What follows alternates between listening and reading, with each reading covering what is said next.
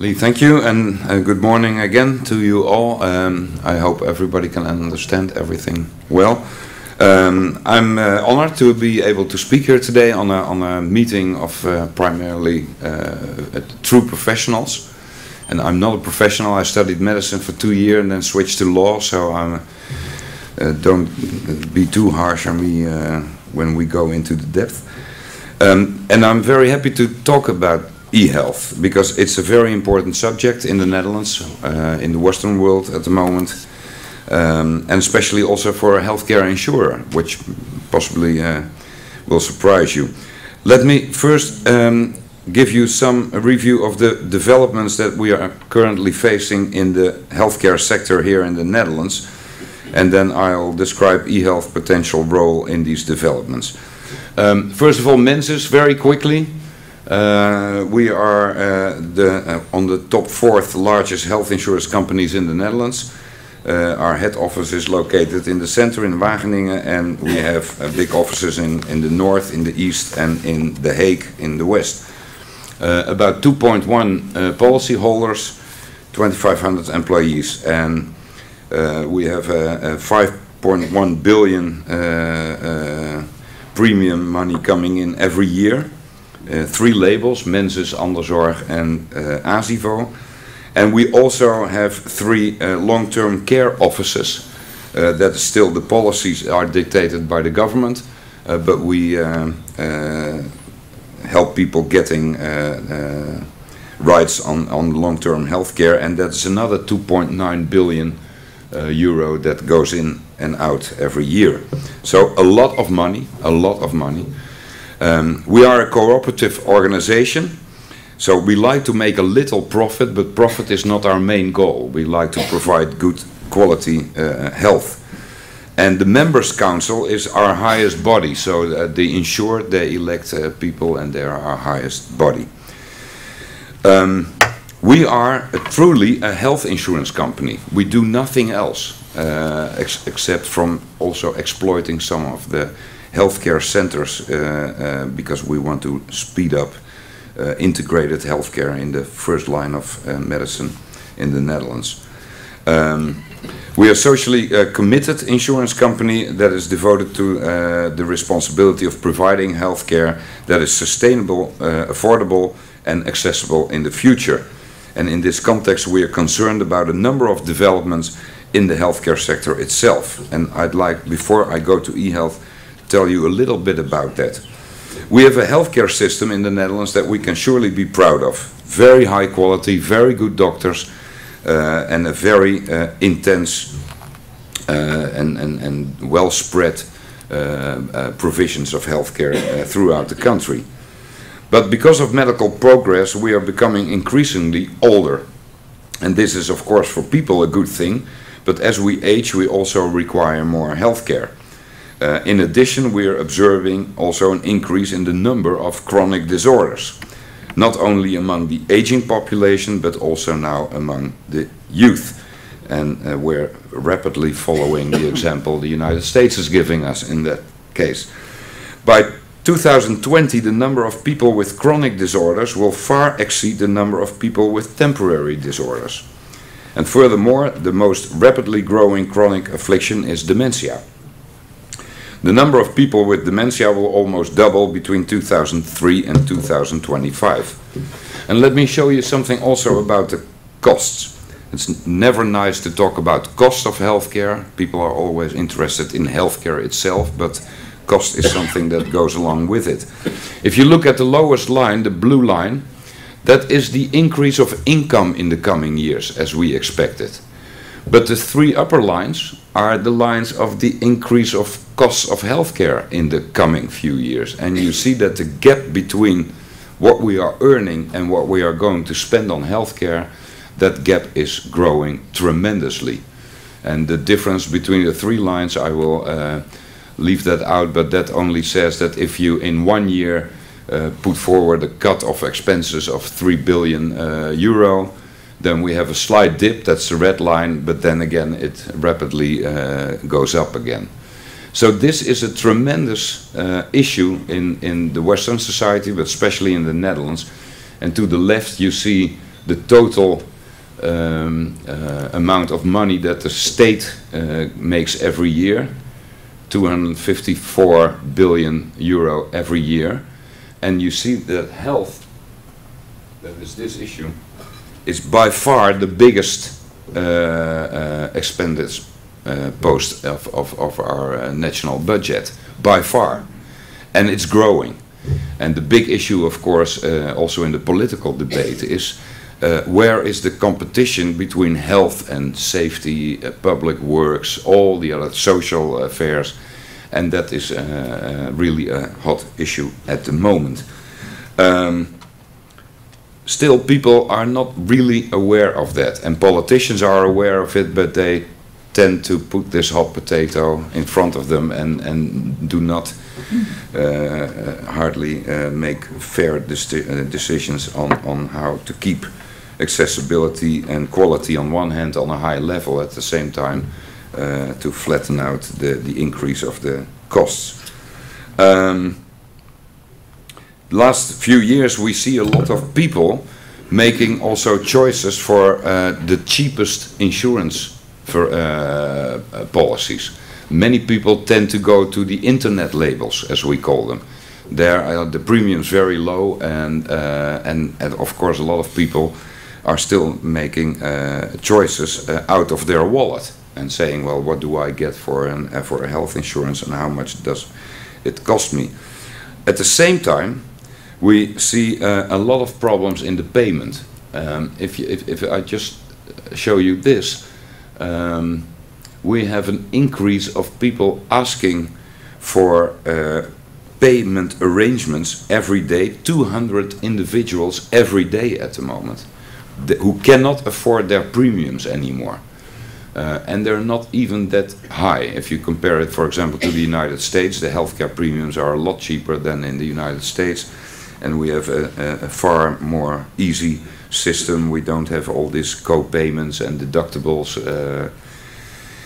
But still, you see that many people are in problems, and about 120 people every day ask for debt management.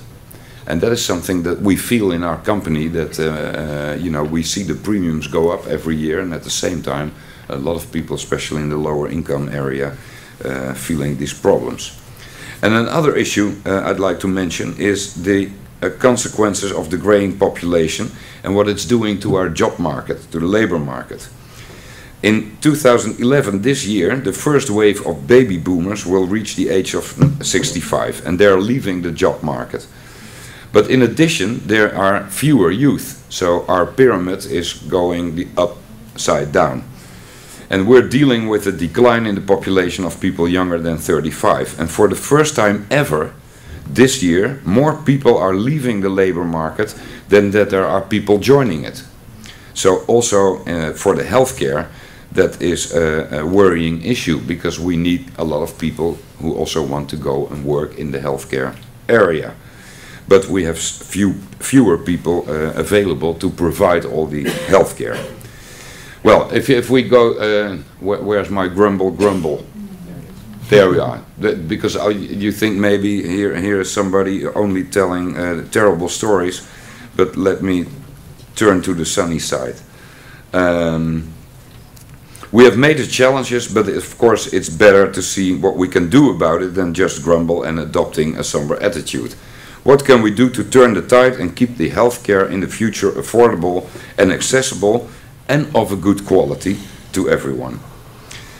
Redesign the offer of healthcare services based on behavior and health instead of healthcare and illnesses. That is another way of looking.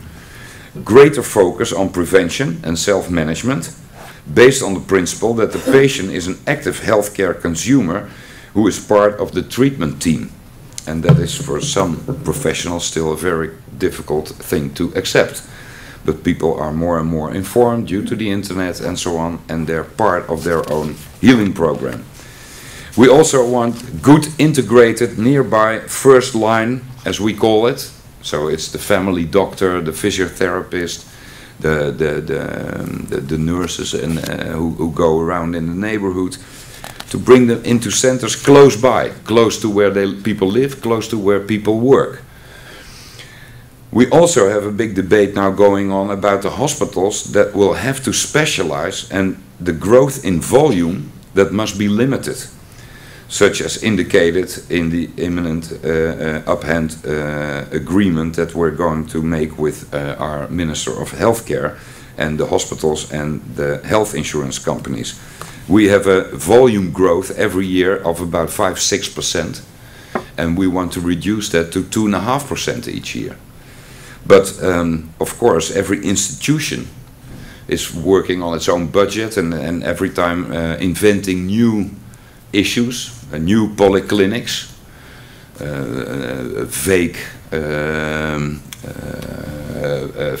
vague issues where you can go to the hospital, flu polyclinics, restless legs polyclinics.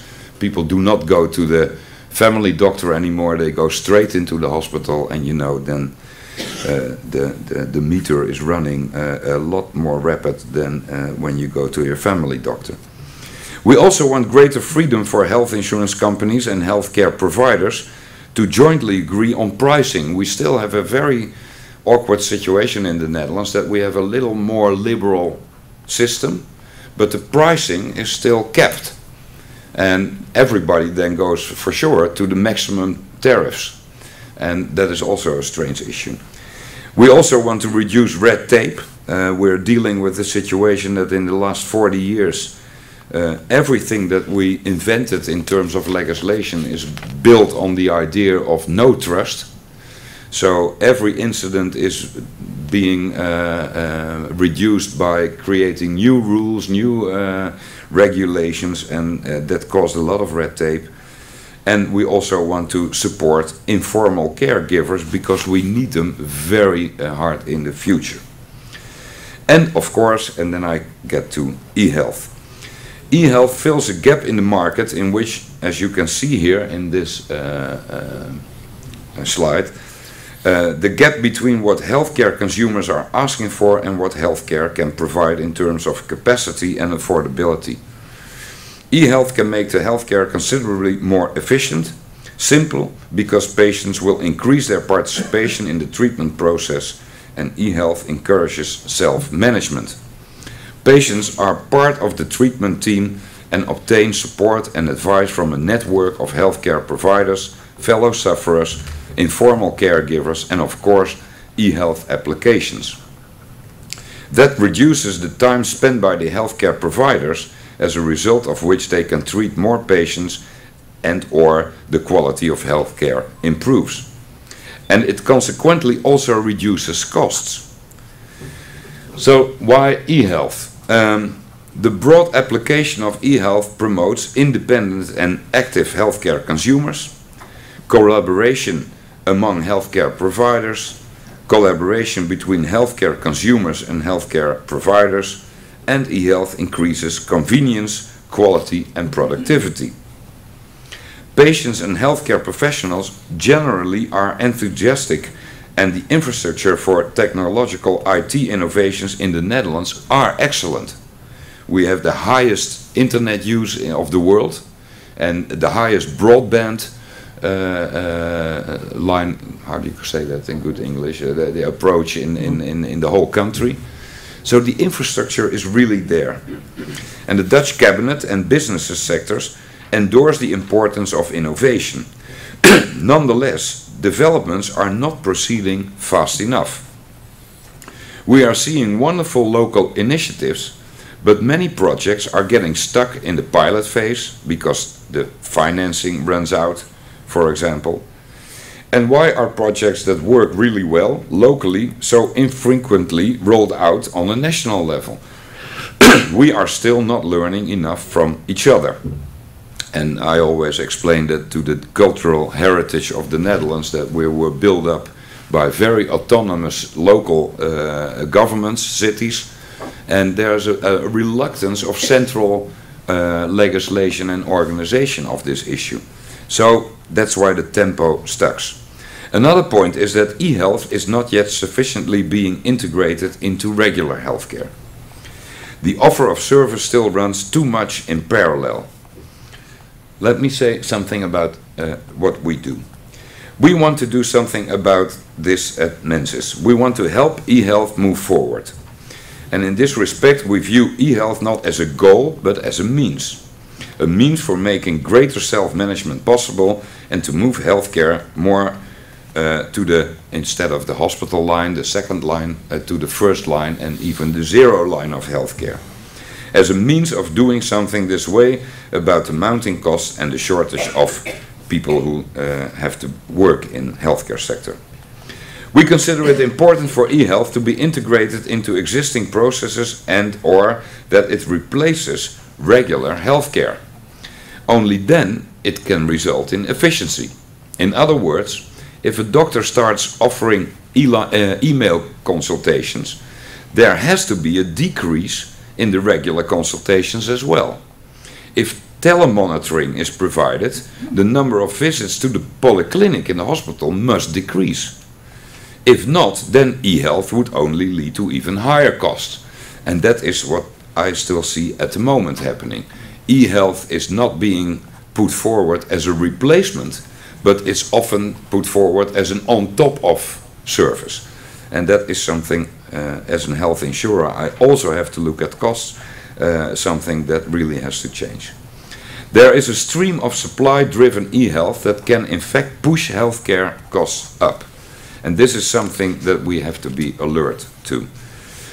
There is also a need on the market for e-health for supplementary care rather than replacement care. Here too we must look out for the cost increases. And we must also be careful not to offer any e-health in the second line for treatments that can actually belong in the first line. If specialists in hospitals start offering all kinds of e-health concepts and they jump over the GPs, then, well, we still are not gaining a lot of what we want to reach. In developing e-health, Menzis is therefore critical in terms of efficiency.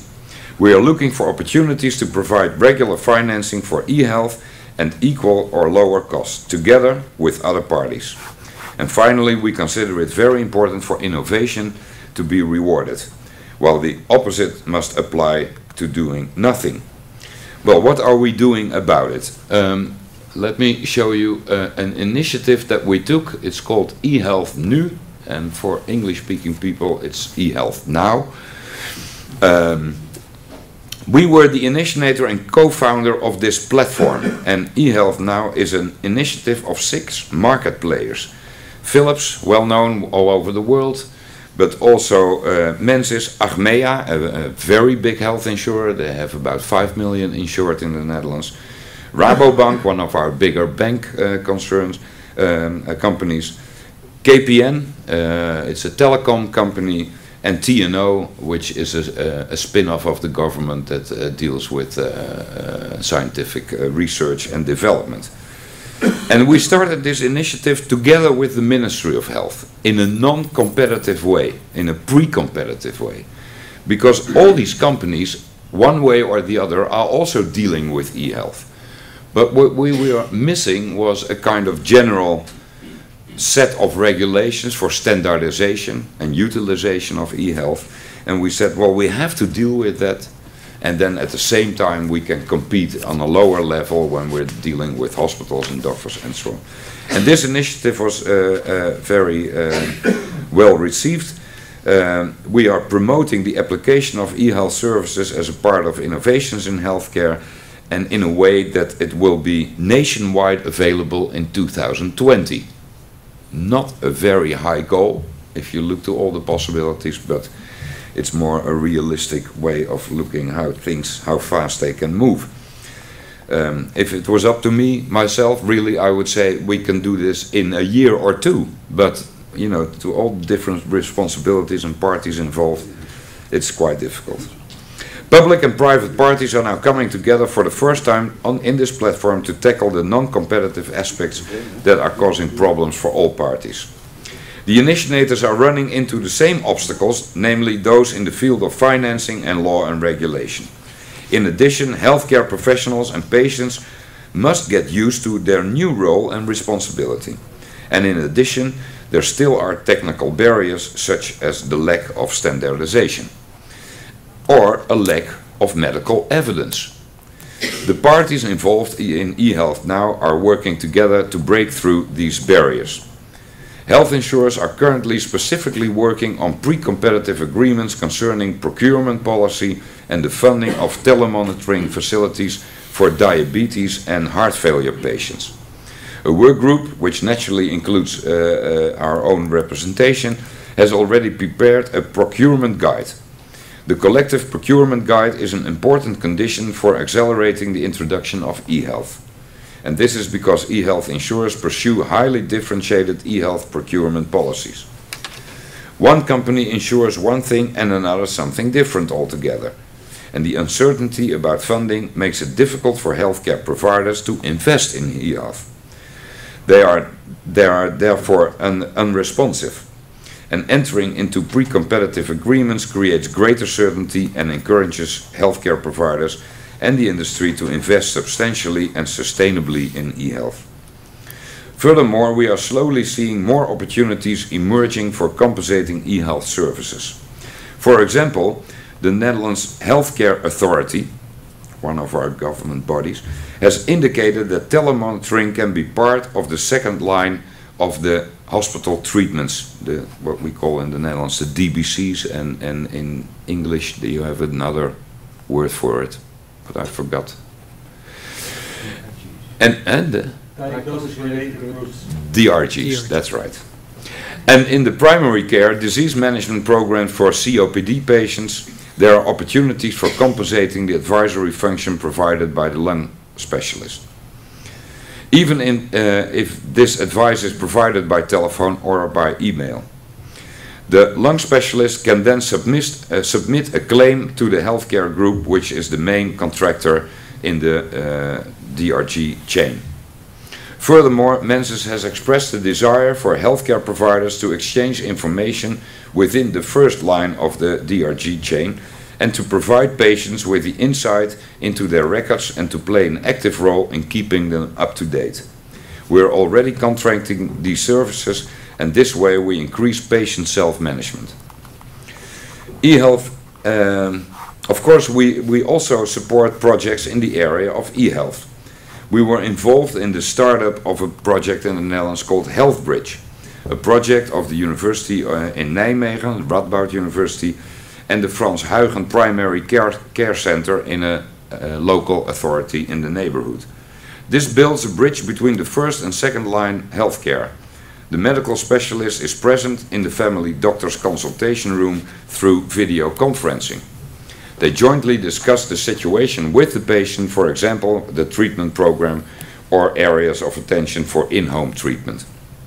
And we are currently involved in a telemonitoring project for chronic heart failure with a big hospital in the east of Holland, in Medisch Spectrum 20.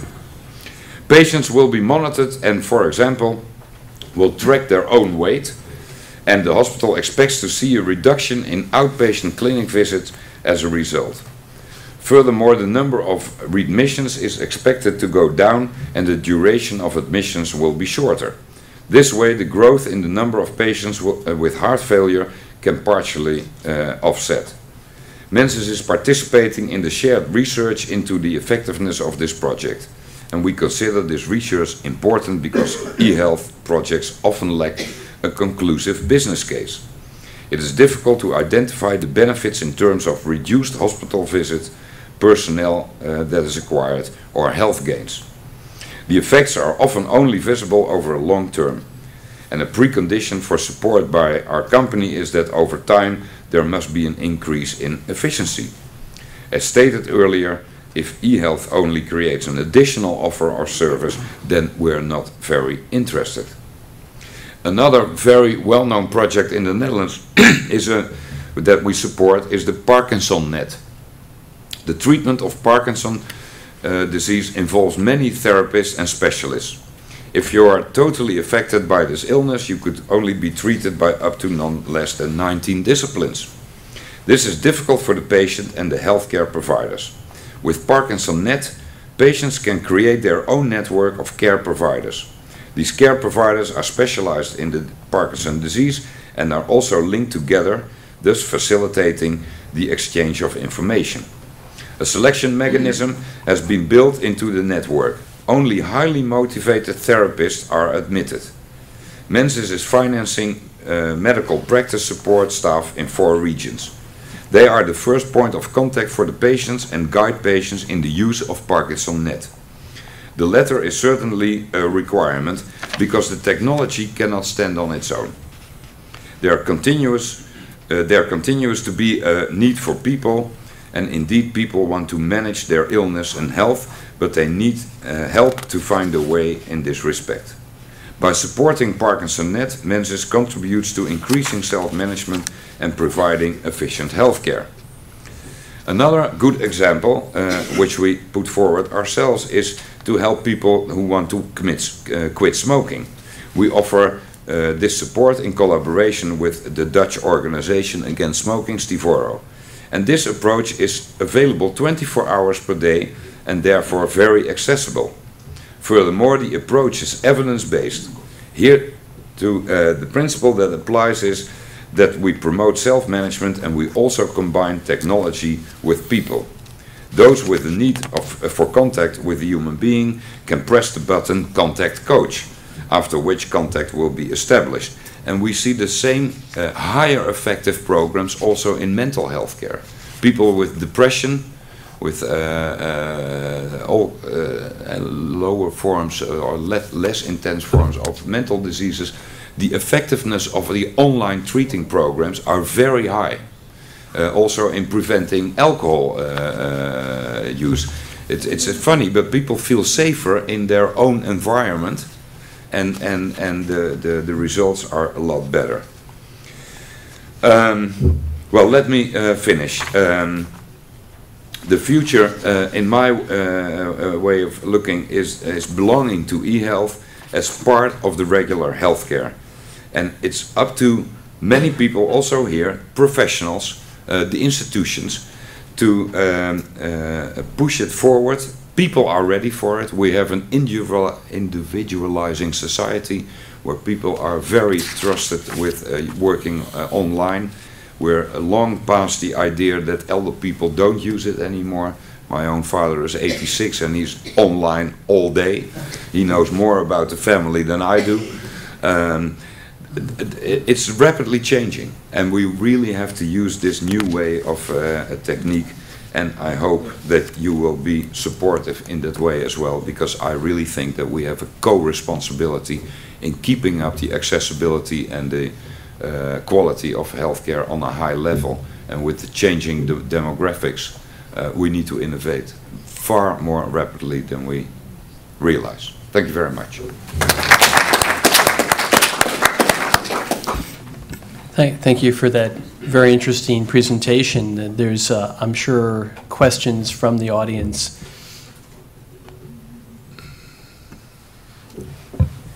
Michiel Tomeer from Belgium.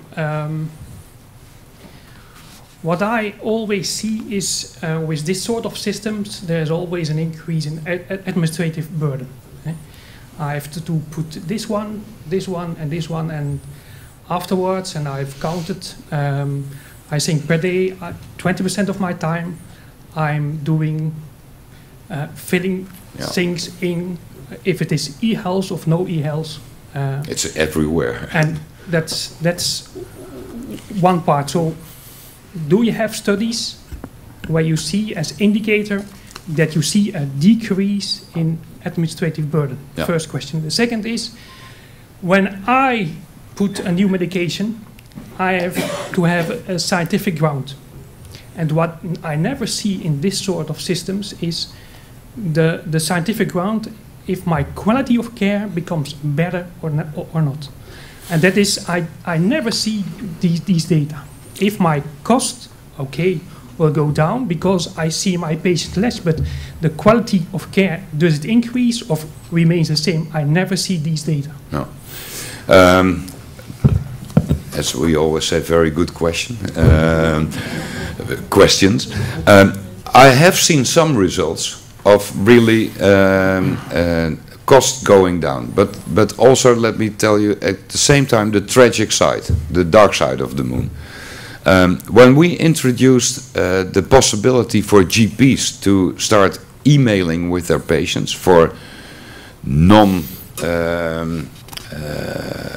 for illnesses or questions about health that are not urgent.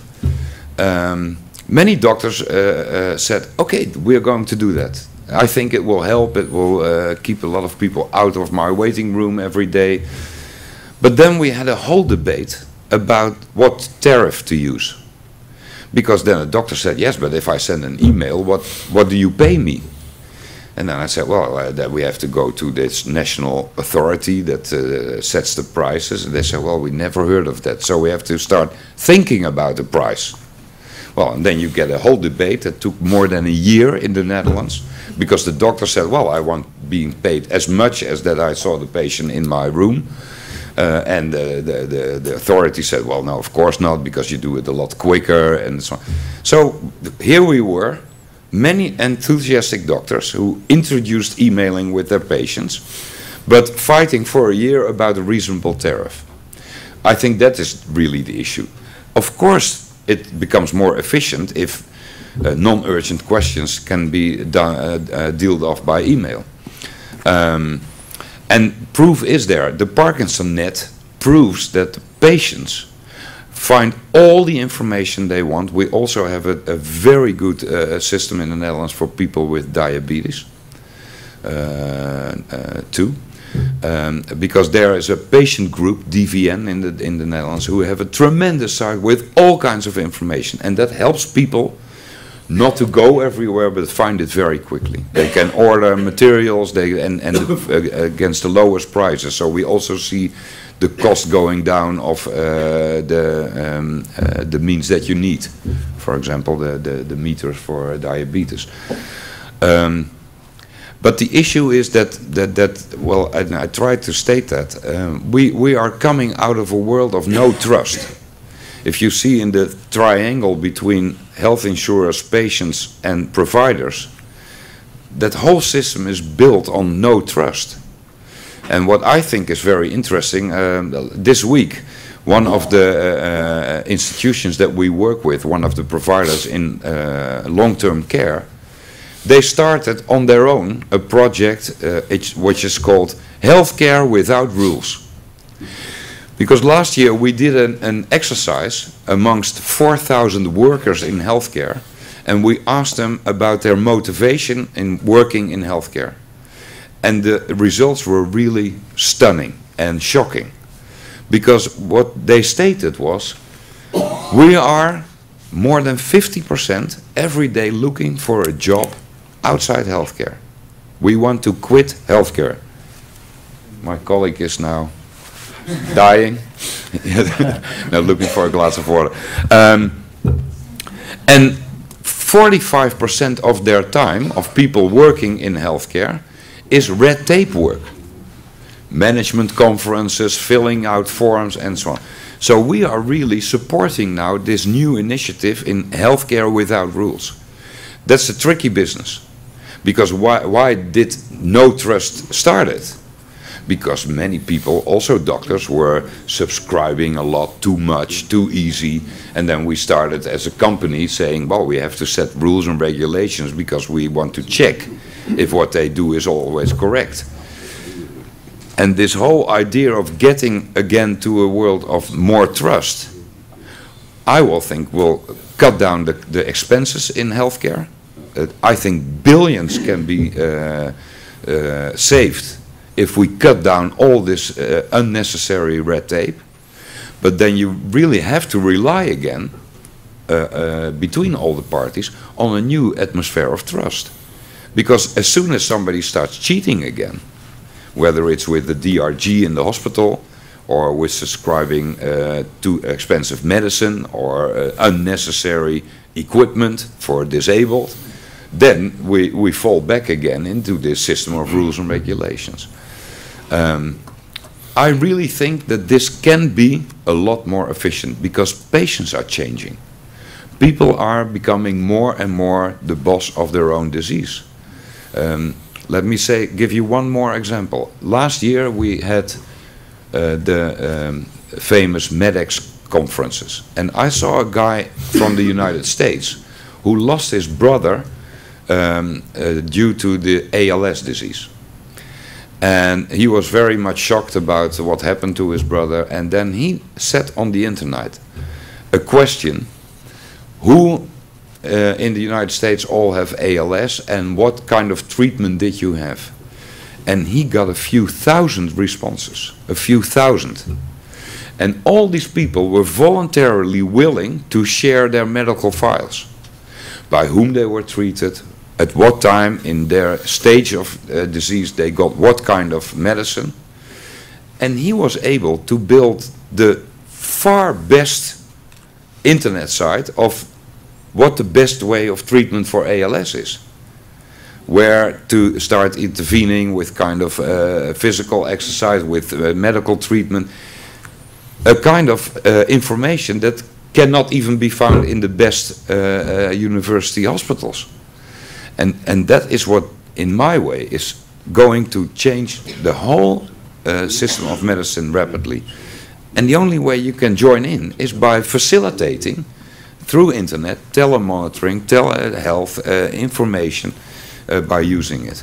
And so maybe a long answer, but I am sure that it has to change. Because if we keep working the way we are in now, especially here, maybe in Belgium also, but also in the Netherlands, this big gap between income growth and the cost of healthcare is bringing us toward a tremendous disaster. We cannot keep up in this system.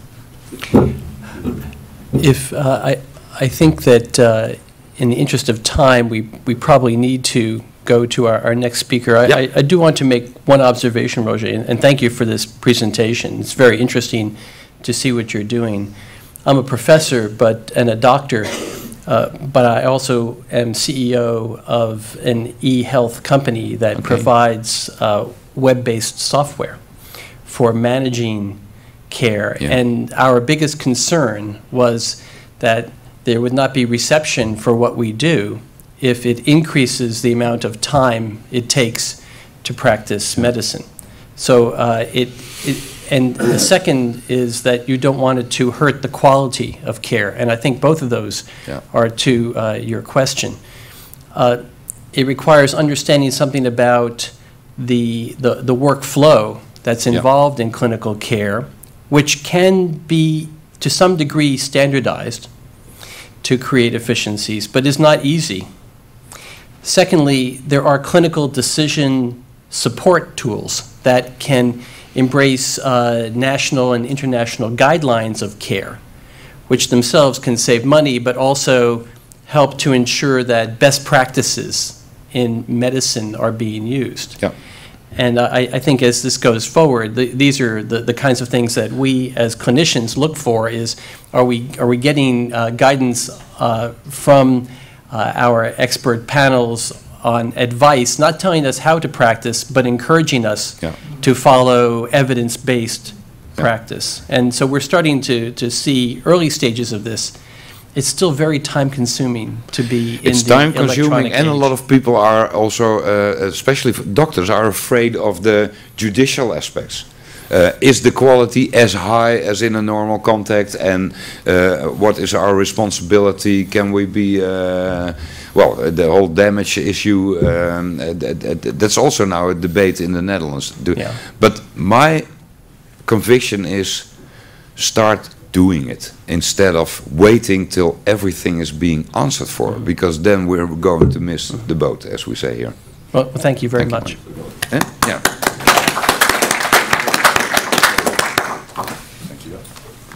Do you want to introduce our next speaker? And then it's my honor to introduce our next speaker. And we just met. It's Mr. Roderik Kraaijenhagen, and he's working in the University Hospital of Amsterdam. Mr. Kraaijenhagen, floor is yours. Thank you, Mr. Chairman. Well, yes, I'm a cardiologist working at the related to the AMC, and I'm also co-founder and medical director of the NDDO Institute for Prevention and Early Diagnostics. And what I want to talk with you about is personalized prevention. Is it still a philosophy, or is it yet reality? Well, Mr. van Boxtel already told us about the chronic disease burden, which is coming towards us with an increasing incidence of cardiovascular disease, diabetes, lung diseases, but also common mental disorders caused by, for example, stress and arthrosis. And as a cardiologist, I fully agree with William Cannell. He is the principal investigator of the Framingham Heart Study. I don't know if you've heard about it, but it's a very important study in the cardiovascular risk management.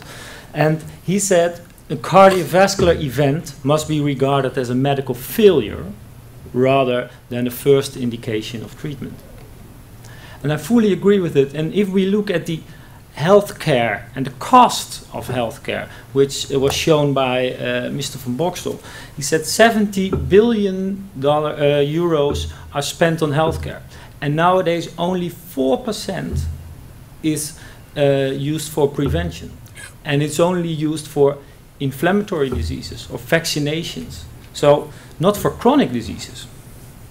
So we have to lift up our heads and stop playing hide and seek and invest in prevention.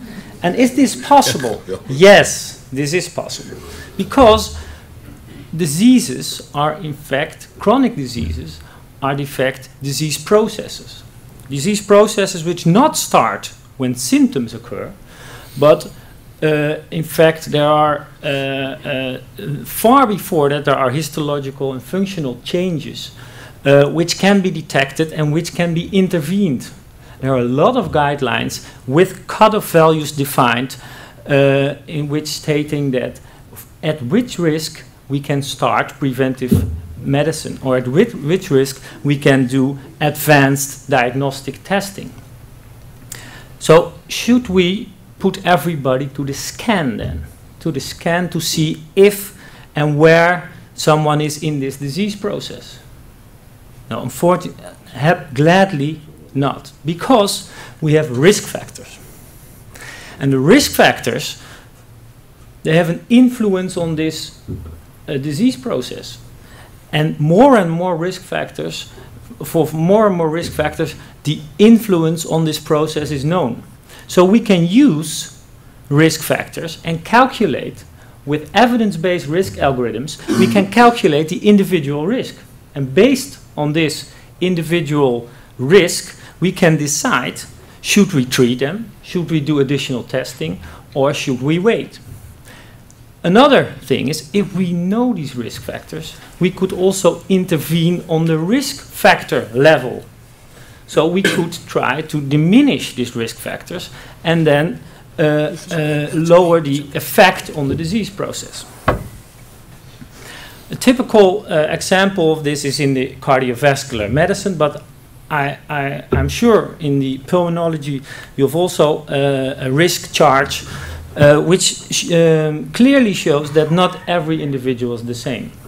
So if you have a person of 55 years old who has a high cholesterol and a high blood pressure and who is smoking and who is male, he has a 12% of getting a cardiovascular disease and dying from it in the coming 10 years.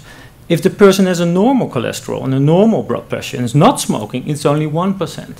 So an individual approach is very important. And in the Netherlands, we more and more recognize this. So we have redefined our prevention clusters. We have a care-related prevention, if you had disease. We have an indicated prevention part, which is defined by a high risk, a defined high risk, and then it becomes part of the insurance policy. And before it, we have this selective prevention, which is not paid for yet, but it's used, it can be used to identify high-risk individuals who can go to the care, to the GP or something, and we can, by identifying the risk factors, we can also try to diminish these risk factors, and it would have a demedicalizing effect. What are the positive effects of risk profiling? if we do a risk factor analysis? Well, if we do a risk factor analysis, as I already showed you, it enables you to introduce a stepped approach, not a yes or no approach, but a stepped approach, and a tailored stepped approach, an individualized stepped approach. Communicating about the risk creates awareness. And if people are aware, they become more motivated to do things. We can educate them about the risk and the interaction between risk factors and the disease. And then patients become informed patients or individuals. And if they are confronted with a disease, or if they are sent to a general practitioner or a physician, then they can have a shared decision making about what to do. And we all know that shared decision making, if someone is motivated and he knows what to do, then they are more committed, and the loyalty to therapy is more increased. And risk profiling facilitates an integrated approach, and this is very interesting and important. Nowadays in Holland, we have introduced, it will be introduced, a colorectal cancer screening program. And in Norway, there was a large population registry where they selected individuals who went for colonoscopy in a screening setting and controls, and they were matched controls. And it was a wonderful study, and it showed that doing a colonoscopy in a screening setting, 5 times less colorectal cancer occurred in the follow-up. Interestingly, there was a randomization on age and sex. Interestingly, in this random sample for colonoscopy, there were more individuals with risk factors, like obesity, like lower exercise, like smoking.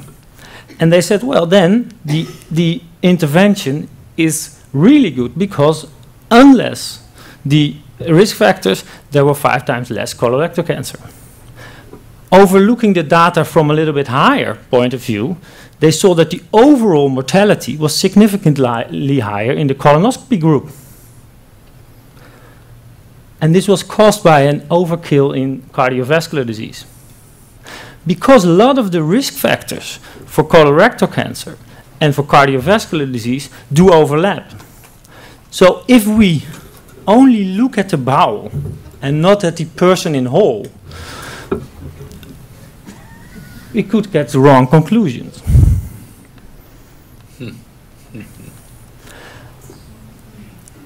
These risk factors, are they overlapping? Yes. In 2008, there was an WHO conference, and they evaluated that in Europe, 86% of death and 77% of the disease burden is caused by the so-called non-communicable diseases, which are the chronic diseases, cardiovascular disease, cancer, mental health problems, diabetes, chronic respiratory disease, and musculoskeletal conditions. And they are linked by common risk factors, underlying determinants, and opportunities for intervention. Namely, 60% of the disease burden is caused by only seven leading risk factors: high blood pressure, tobacco, alcohol, high cholesterol, overweight, fruit and vegetable intake, and physical inactivity. So if we look for these risk factors, and we could intervene these risk factors, we could prevent a lot of disease burden. So what should we do with our healthcare? We should make it more healthcare. Less disease care, more healthcare. We should look at diseases not as symptoms, but more like processes. And we should pay more attention to prevention and early intervention. And on a personalized way, an individualized way, looking at risk factors. And of course, if we would do so, we would have to invest in strategies and tools to optimize feasibility. Empower individuals for self-management, and this would be possible through e-health and expert systems. And we do not only say this in the Netherlands. This is a picture of a slide of the chronic care model, a WHO model for how to organize healthcare in a more feasible way. If we look at the healthcare system, we need to invest in task delegation, not only let the highest paid professional do all the work. Yeah. And the ultimate task delegation is self-management support by the individual itself or by their neighbors.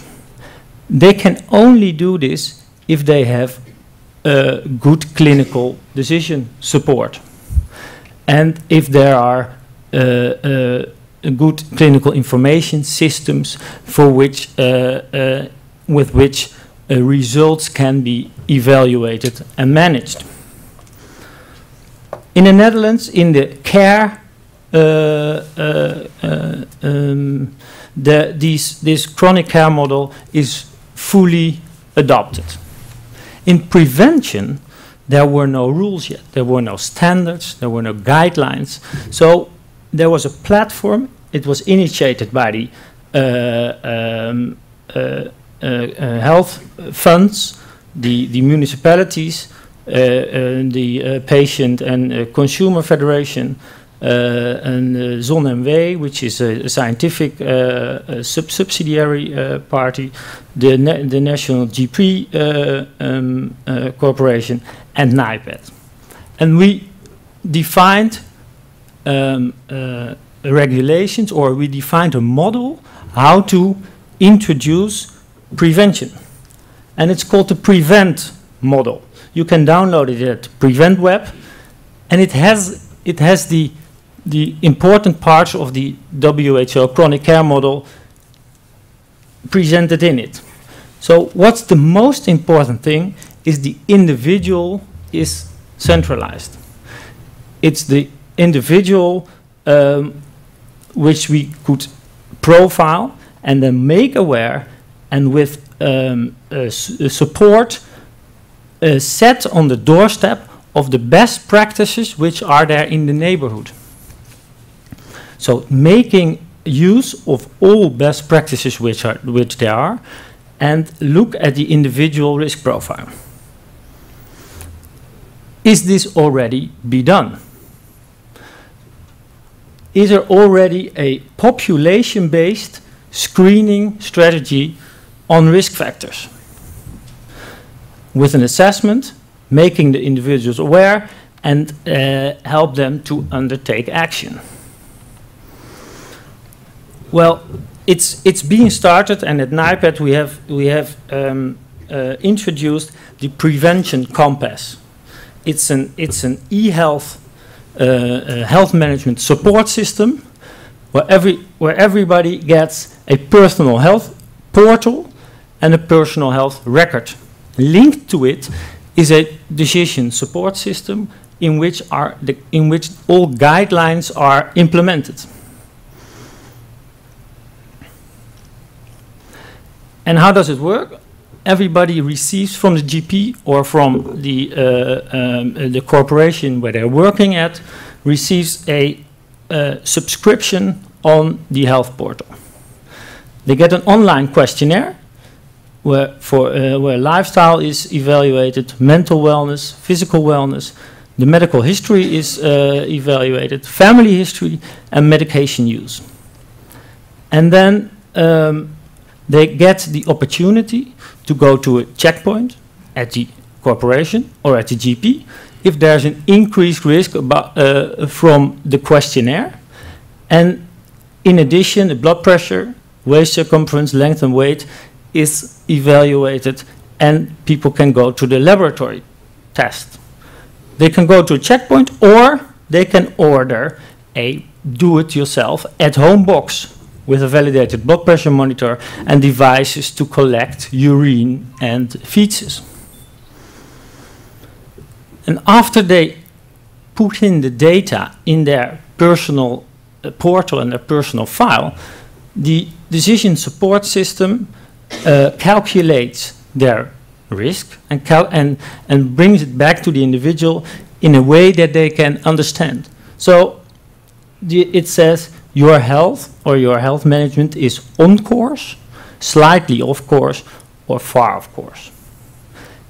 And then they get education about why it is. And the several risk factors are indicated as green, orange, or red.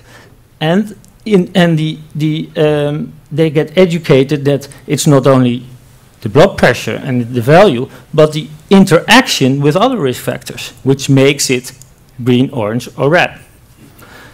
And based on this risk profile, they get personalized advices to do things themselves, but also links to best practice in the region or best practices which are in the Netherlands via the internet accessible. So we look at not only at risk factors, but also at motivation of the individual, preferences. Do you want to do things alone or in a group? Do you want them by guidance or via the internet? And we even look at insurance company policies. Is it in your additional policy? Is it provided yet? Or not? Do you have to pay, or is it for free? And then we link them to the best interventions. And now in practice, what have we learned from it? This is the first results of 10,000 participants. The mean age was 48 years of age. And according to the guidelines, approximately 10% have a very highly elevated risk for which medical or psychological interventions are needed. 15% has an elevated risk for which, as we call, lifestyle on recipe is indicated. So paramedics, dietitians, physiotherapists, and so on. And 75% do have a slightly increased risk, but they can do things themselves. And they are set on the doorstep of the best practices. How do people respond on it? Well, we have evaluated 6 months after participation. We have evaluated if they are more motivated to do something about their health. And we see that 74% said yes, 15% said not yet, and 11% said no, I'm not more motivated. And does it do something about more hard endpoints? And what do they do? Well, of the people who get who did not do it right, physical activity was increased by 53% after 6 weeks. Quit smoking, 14%, very difficult. Reduced alcohol intake, 24%, and improved diet, 64%. So people are starting to do something. And does it really decrease the cardiovascular risk or other disease risks? Well, we have evaluated it for the cardiovascular risk, and based on blood pressure, cholesterol levels, and the calculated risk by the Framingham calculation. And we see in the individuals who has an increased risk, we see it almost 20% risk reduction. And mostly by a decrease in systolic blood pressure, HDL increase, and a decrease in, and this results in a decrease in total cardiovascular risk. We also have looked at absenteeism. Does it decrease absenteeism if you introduce this in a corporation? And we have 3,500 individuals who participated and a matched group of individuals who did not participate. And we saw a 20% of reduction in absenteeism in 1 year. And are people interested in it? Do they like it? Well, the participants, we only know the participants, they like it, they want to do it. So more than 80% says it's good, very good, or outstanding. And this was the introduction of the Prevention Compass, which was introduced by NIPAD. on the side, the general practitioners with the Heart Foundation, Diabetes Foundation, and Kidney Foundation did work on their own risk profiling algorithm, and it's called the Prevention Consult. And now they saw that e-health is very important, and they have implemented this Prevention Consult, which is a risk assessment for cardiovascular disease, and also a lifestyle assessment, and they implemented it in our e-health system. And now we are introducing this in the GP setting. Today, the lifestyle test is online, so it's called Test Your Lifestyle. And of course, we cannot do this alone. So with this platform, population-based personalized prevention, we have acknowledged that we need each other, that the public parties need the private parties, and that the private parties need the public parties. So we have a public-private cooperation.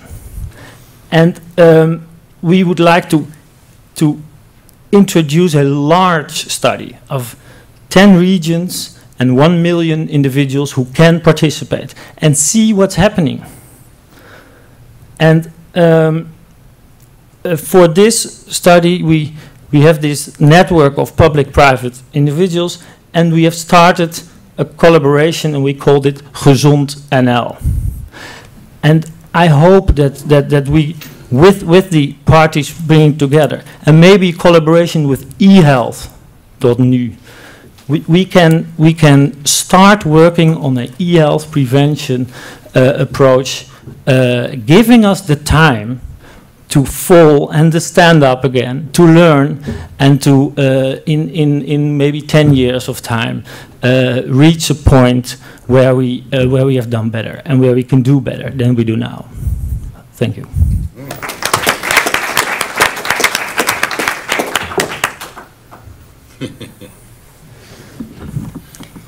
Do we have some questions for the speaker? If I could start, one of the observations that we've had with health promotion programs is that there's a subset of people who are eager to participate. Yes. They are often not the people who most need to participate. I'm wondering, in your sample of 9,000 people, how do you know what segment of the population you are really reaching? Are you getting this in the hands of the people who need it most? Well, we have started, these 10,000 people were from the corporation setting, so they were workers. So they are a little bit more highly educated than the general population. But if you introduce it, and if the corporation provides it to the workers, we see that approximately 30 to 50% is participating. If the management is very fond of it and promotes it very highly, then we see that it could increase to 70%. And we have looked if this 30% is very different than the other part, than the non-participating part. And looking at the aspects we see, the risk profiles we see, they are very comparable with the risk profiles from the general population. So we don't know yet if they are interested because they are interested in living more healthily, or they are interested because of their father get a heart attack or their neighbor get a heart attack, and they want to look if how are they themselves, or they're smoking for 10 years and they want to look how is it already damaging me. So yes, of course there's a point in time when you are more motivated to participate. But if you are not motivated today, then something can occur tomorrow. And maybe then you're motivated because of your neighborhood. So in our philosophy, if you provide it, no, you don't get 100%. And if you introduce it, you get approximately 30%. But if you keep it open for all the time, then maybe now you have 30%, in a couple of months 40%, and in the long time you have more and more percentage. I think that's a very interesting study. The one other question I have related is you looked at 6 months. We know that from other studies on health promotion that there is a kind of behavior fatigue where people start off very eager to participate, and then as you look over time, there's increasing dropout. What do you anticipate can be done to prevent people from dropping out so that you can maintain healthy behavior? Well, we have what we do is a risk profiling and make them aware and advise them to do things. What we don't do is provide an intervention. So what we saw is that people get more motivated and they want to undertake steps, and then they were set on the doorstep of best practices. And of course, the better the intervention best practices are, the better the results will be in longer time. So at this moment, we are only making them aware and setting them on the doorstep. Roderik, as a health insurance company, we also have a lot of big companies as a client. And we developed, on top of your prevention program, the best programs. Yes. And my experience is make it fun. Make it fun, yes. Make it fun, because if you, and I agree with your observation that we also did it in our company. We have groups you can run together, walk together, bike together. Most people who start doing that are already doing that. Yes. And they think it's fun to bike with other people or run with other people. The 10% high risk is very difficult to get. That remains. It's our experience also. Mm-hmm. And the only way that can really turn it around is a way that we don't like in Western society, what I saw in Japan. I went to Toyota, and there everybody has to have a screening, yes. And you get an obligatory treatment program. And if you don't follow it, you lose your job. And that's something we don't do. No. And that really works. And we don't want to do. And we don't want to do, no. Exactly. But make it fun. If you have the best practices, make ratings visible, try to get to a higher level. You can learn a lot from the gaming industry, yes. in making it fun. Well, what we have done is what we have always done. We have looked at from a physicianal perspective. Yeah. And now we have to learn from it. And why is only 30% participating? Yeah. We have to not to put the individual central, but the needs of the individual central. So now we want to learn what are the needs from the individual.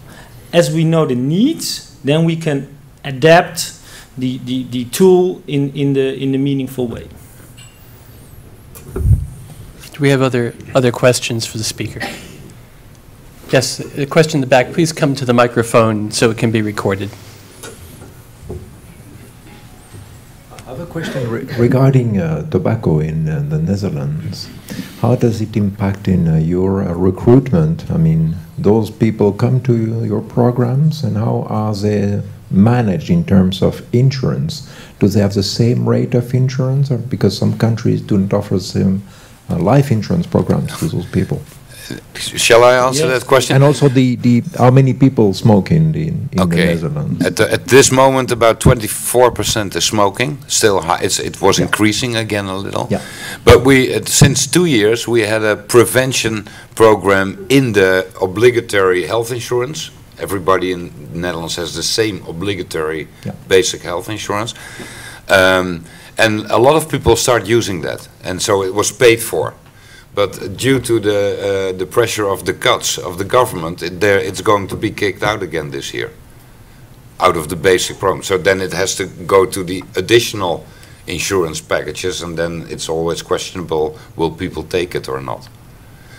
It's it's the biggest healthcare issue here, also, and it will remain for years, I'm sure. And especially in the lower income classes, we see it a lot. We have very good studies by Professor Makkenbach in the Netherlands, who over 10 years' time made this, also in terms of prevention, research programs on the lower income classes, and their chances of dying are 4 times higher than people of a higher income, and nothing has changed over the last 30 years in the Netherlands in that perspective. But maybe the incentive to live longer is lower. Excuse me? Maybe their incentive to live longer is lower. Is less. Yeah, okay, yeah, I think so. They don't build up enough pension to go abroad afterwards. Not only that. Not only that. No, it's true. Well, with that very interesting and provocative comment, we should go to our next part of the session. Thank you very much. Thank you very much.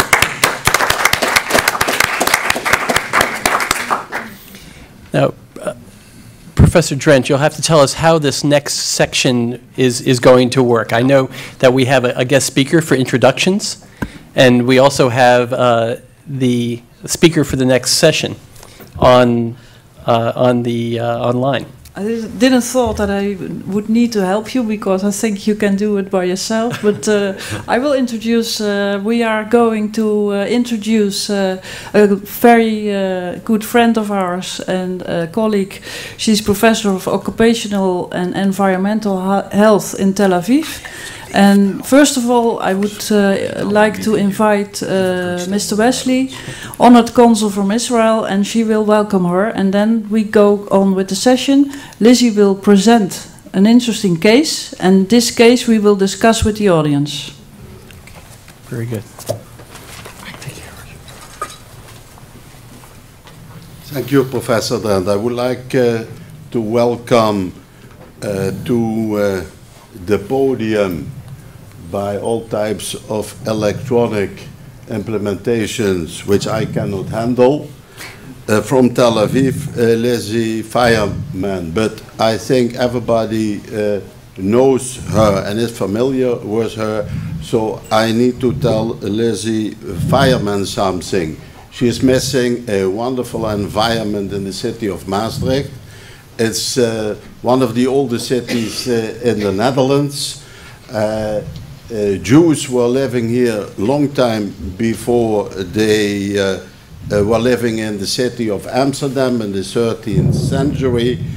And I hope to see you soon in this wonderful city.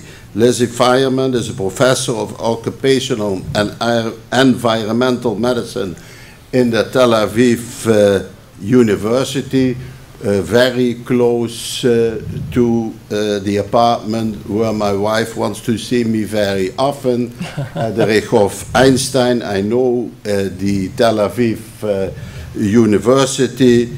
I would like to thank Professor Drent for giving me the honor to present this fine woman to you, and I wish you in your new occupation a lot of success. The floor is for Lizzie Fireman. Thank you. Thank you. Hello everybody in Maastricht. I am so excited to be here in Tel Aviv and that I can present you this case. I want to thank Marjolaine for giving me the opportunity to be in Tel Aviv and also with you in Maastricht. Hello everybody, and I also want to thank the BAS for the technical assistance in this excitement system that can make possible also from distance present the case and be with you also from long distance. So that is a case of a chest wall shrapnel induced chronic beryllium disease. And it's a case of a non-smoking male that was initially referred to our clinic in 1986 at age of 41 for evaluation, had persistent dyspnea and non-productive cough. 13 years previously, while serving as a paramedic in the Suez Canal in 1973 war, he had experienced a war-related traumatic injury from 81 millimeter mortar shell explosion. His injuries included retained shrapnel in the chest wall, some of which had been surgically removed early in post-wound follow-up. And here you can see the shrapnel, and that is the shrapnel that was excised by a surgical. At this time of his initial evaluation at our clinic in 1986, his physical examination was unremarkable except for a few small scars in chest wall due to a prior war injuries. Radiographic evaluation, including CT, demonstrated bilateral and mediastinal lymphadenopathy and confirmed the presence of returned metallic shrapnel in the chest wall. And here you can see very nice, here you can see the shrapnel, here you can see the lymphadenopathy, and we can go on. Pulmonary function testing, TLC 79, DLCO 78, the patient underwent a further diagnostic evaluation for suspected sarcoidosis.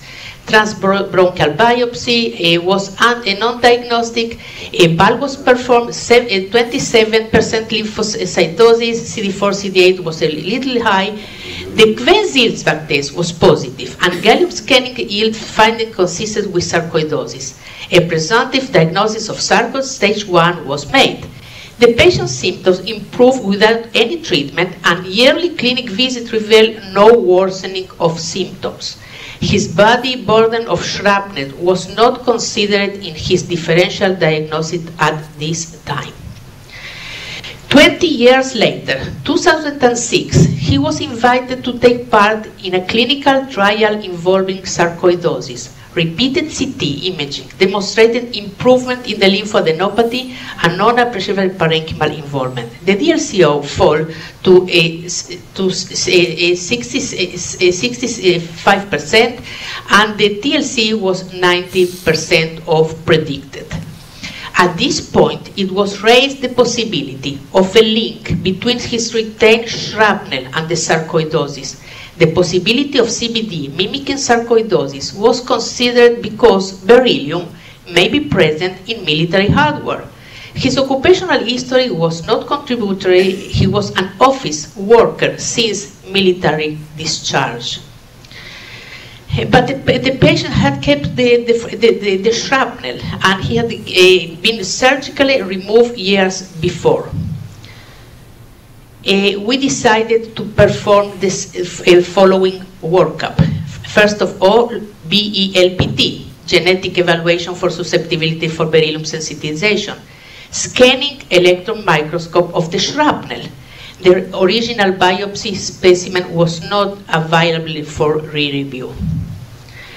That is the BELPT, who understand what is the stimulation index. That is a very positive test. That is 4 years incubation, that is 6 years of incubation of the peripheral blood cells with beryllium sulfate. Here we can see a stimulation index of 25 and here of 23, so very positive test.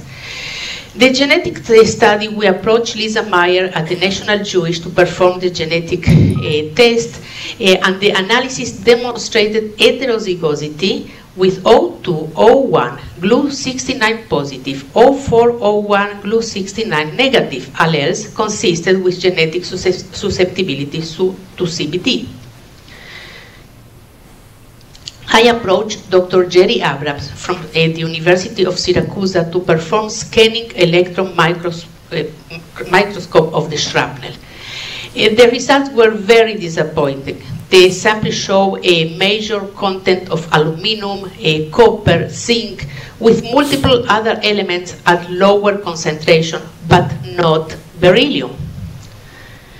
One morning, on March 2, 2009, I got this nice email from Jerry Abrams. You probably thought I have forgotten, but I have no access to the SIMS analysis instrument until a couple of days ago, and we were able to document beryllium in the aluminum shrapnel fragment. What is SIMS? SIMS is a secondary ion mass spectrometry. It's a highly specialized analytical tool which combines high spatial resolution with high sensitivity. And those are the beautiful pictures that perhaps I can make, here, that you can see here. That is the mass of aluminum. That is the traces of beryllium. And this you can see between the mass of aluminum, you can see here the traces of beryllium. We presented here the first reported case of war wound shrapnel-induced chronic beryllium disease. As is common with chronic beryllium disease, the patient had long been misdiagnosed as having sarcoidosis. This case also raised, I want to make this, no, excuse me. This case also raised intriguing questions regarding the non-inhalational triggers of beryllium-related disease. Skin contact in general has gained increased attention as a potential route of initial sensitization and what is later manifest as immunological occupational lung disease. Skin contact is believed to be a potential route for systemic sensitization for beryllium as well. There are recent findings showing I want to show you lung-skin connection in occupational lung disease. It's challenging to quantify recent studies that have documented isocyanide and beryllium skin exposure. The factors that impair skin barrier function, such as trauma, may promote sensitization to such agents. That is a beautiful paper that showing skin as a route of exposure in sensitization in chronic beryllium disease, 2003. What here is showing how the particles of beryllium can go through the epidermis and perform and induce a sensitization. That is very important. What the Alcoa is one of the biggest manufacturers of aluminum in the United States, and they explain why there is contamination of beryllium. That is the process, and they say that interest in working exposed to beryllium is extending into the primary metal aluminum industry. This is primarily due to the nature of beryllium to concentrate in the electrolytic bath of the whole cells as beryllium fluoride and sodium beryllium fluoride. Beryllium is found at trace levels in almost all sources of bauxite, alumina ore, and alumina.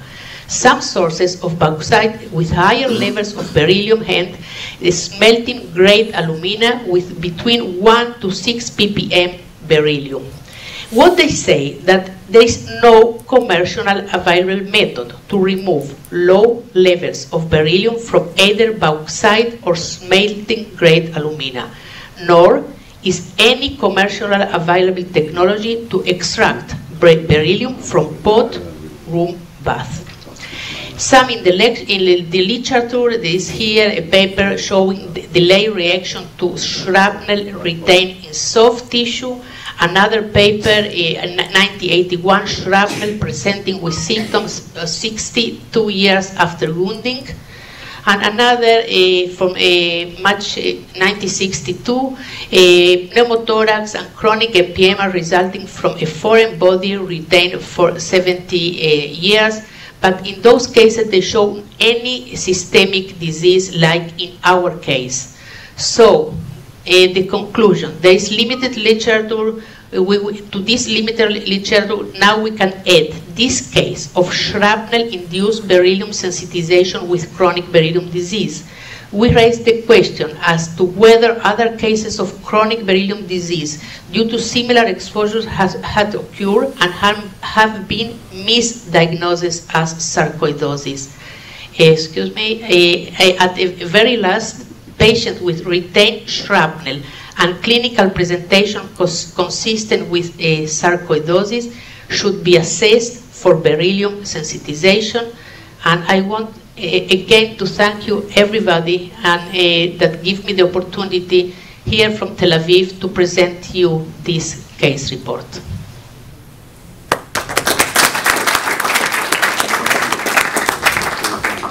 Thank you very much, Lizzie. Can you hear us okay?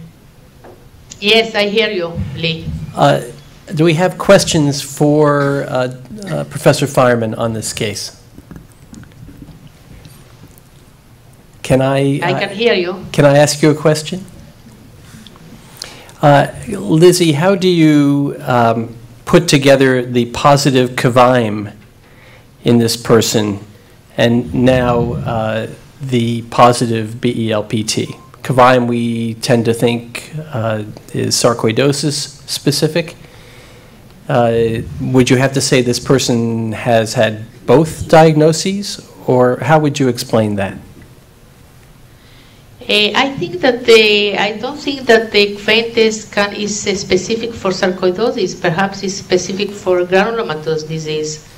And having this so positive BLPT test and the presence of the beryllium in the shrapnel, I think that the connection is very clear. I don't think that I don't know from which granulomas was done the vein test. Perhaps it was made also from granulomas of CVD patient. You know that the specificity is low. I think that the extract can be also done from other granulomatous disease. That is my explanation. A question? You showed us that beryllium concentrates in aluminum and bauxite, right? Yes. Yes. Do you hear me? Yeah. So is there is there any evidence that beryllium could concentrate into metallic prosthetic material that is inserted to strengthen bones or what else? I really don't hear very clear the question. Perhaps. Maybe Lee, you can translate my English into. If you can, place here.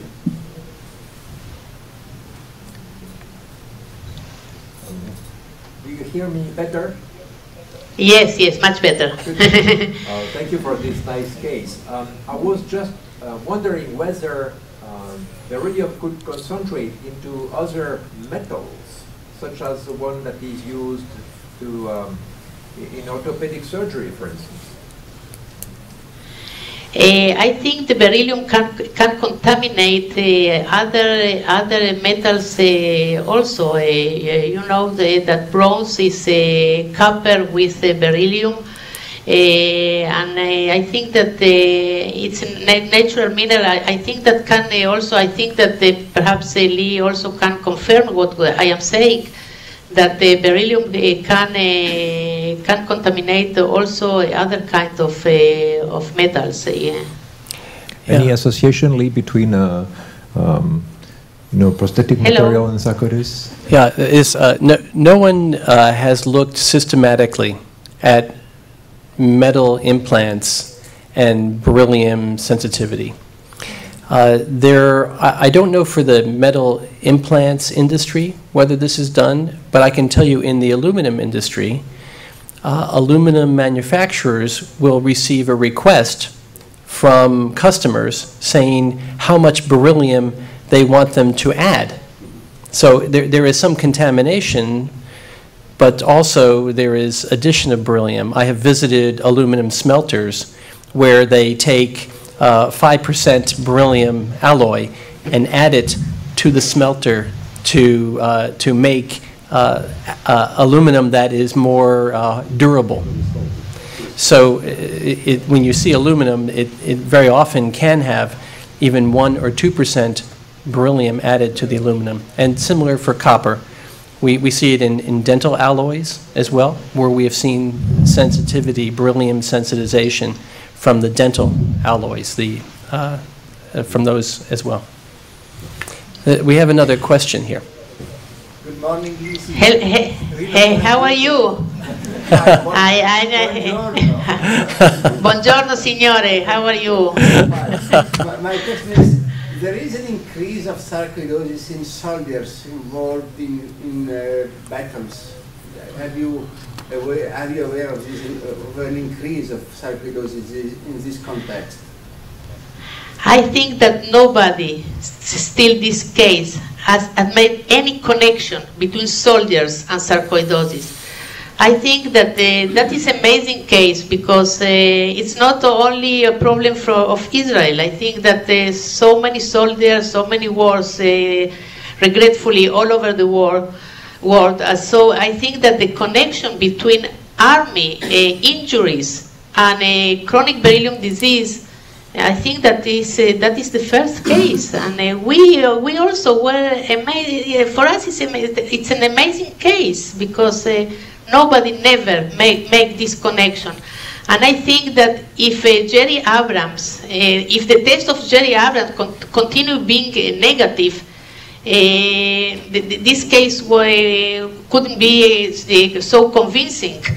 Really the test, the pictures of Jerry Abrams make this case so nice, convincing, because also he cannot found this the beryllium because without the test of Jerry Abrams, I think that the case was not complete, and now I think that we have to look for those soldiers that are sarcoid patients, and to see if they have micro shrapnels or some kind of injuries that they were absorbed by the skin.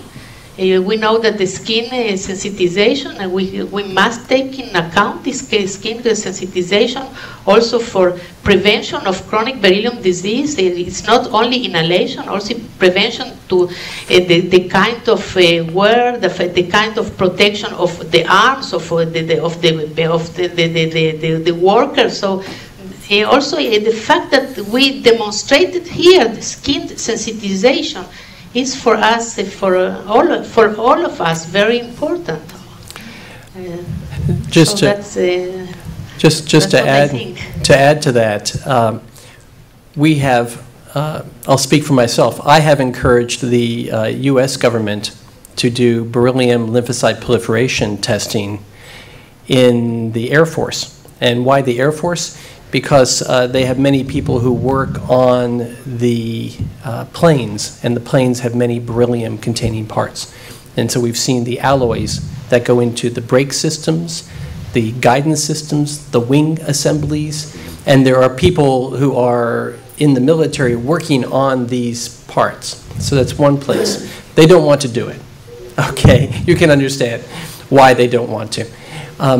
But I think it's a very interesting question indeed. We see it in a lot of military equipment has beryllium. The tanks with their guidance systems for targeting use beryllium mirrors. There are many beryllium parts throughout the military, apart from the shrapnel question. So it would be interesting for some more willing government to do beryllium testing in that segment. Certainly among people diagnosed with sarcoidosis who are in the military. Very interesting question. Are there other questions for Lizzie here today? I want only to add that the patient has initiated a process of to ask compensation from the Israeli army, and so it's very important if the army will give him compensation for the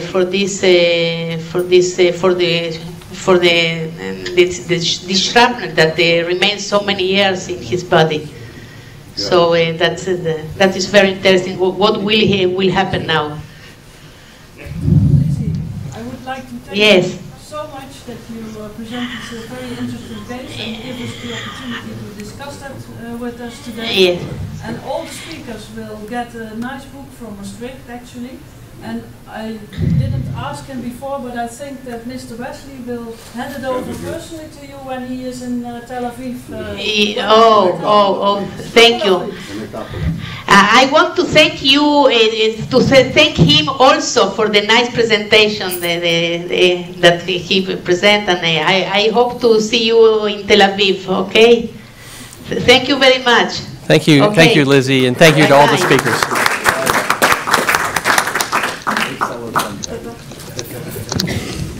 With that, I think that concludes our session, and thank you all for attending, and have a very good lunch, and we'll see you.